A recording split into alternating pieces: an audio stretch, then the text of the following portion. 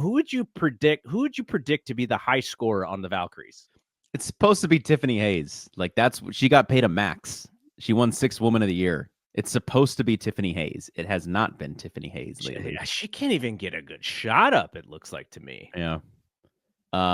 She's probably still the best bet, I'd say. I mean, that starting lineup just looked rough. Like Veronica Burton's getting like 8 3-point attempts and can't hit any of them.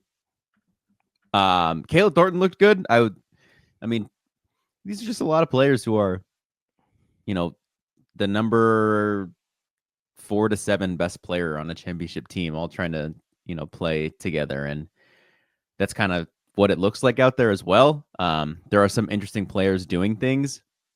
I was watching it with Jay, and he was saying that, no one's forcing the issue. They're like reacting to the defense and not making the defense react to them. They won this game evidently by kind of still sticking with that in a way. Like the defense was not really allowing points in the paint, and they said, okay, we're just going to continue to shoot threes. And that's how they won. Like I just pulled it up right now, and points in the paint was 22 to the Mercury's 36. Valkyries had 51 bench points to the Mercury's 31. Valkyries had 8 turnovers to the Mercury's 18. It is nice to, as a Warriors fan, to see a low turnover count.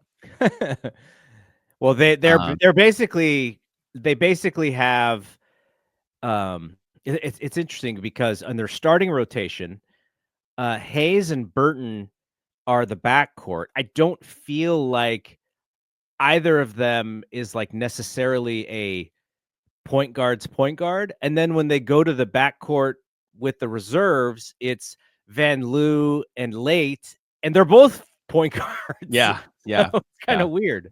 Yeah. I think Van Loo is going to eventually be starting for this team. I think Van Loo at the 1, Hayes at the 2.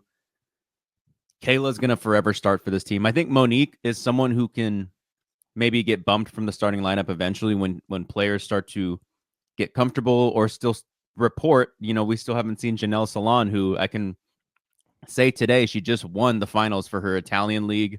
So she'll be over here, I'm assuming, really soon. Janelle is someone who will be starting for this team by the end of the season. So I think Van Loo, Hayes, Thornton, Salon, Janelle Salon, and then even like Ileana Rupert might end up at the 5 over Temi at some point in this season when she comes after Eurobasket. But yeah, they still haven't figured out the 5. You could see Natalie Nakase is heavily leaning towards like more of a defensive approach, which is why she's going Burton over Van Loo. Like I watched Van Loo get burned a little too many times, but man, she just does stuff on offense where it felt like that was the only reason they won, honestly. It was like Van Loo was just making plays for everyone else, and it just seemed like they were on a run, and Phoenix couldn't stop it. Again, they're going against reserves, but Julie's going to be a fan favorite wearing the Steph jersey and walking into the arena. I'm excited to watch her play, and she needs to start. But something that JJ was watching is I was like, hey, look at who, we drafted with the first pick or our 5th pick. She's not coming over this year. And he started watching highlights, and he's like, dude, she could play with this team like right now. Like that, like he looks like, she's talented. She's smart enough with the basketball, talented enough. Can shoot the hell out of the ball. Like he was just like, why the hell is she not here right now and playing? And I didn't have the greatest answer for him because the weird draft and stash stuff. But